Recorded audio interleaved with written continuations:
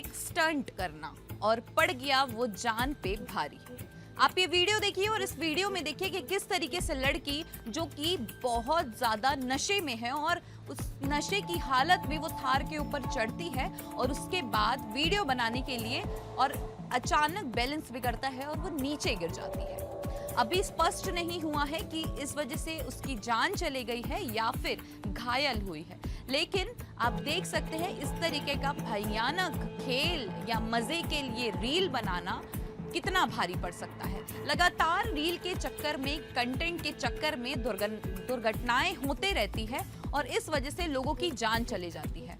अक्सर हम बताते आए हैं तो कभी भी लाइक्स, कमेंट और फॉलोअर्स के लिए इस तरीके की कंटेंट या रील ना बनाएं, क्योंकि इससे आपकी जान भी जा सकती है और आप इतना खतरनाक, खौफनाक खेल ना ही खेले तो बेहतर है। बाकी अपनी राय हमें कमेंट बॉक्स में जरूर बताइएगा और हमारे चैनल सीजी भास्कर को सब्सक्राइब करना ना भूलें।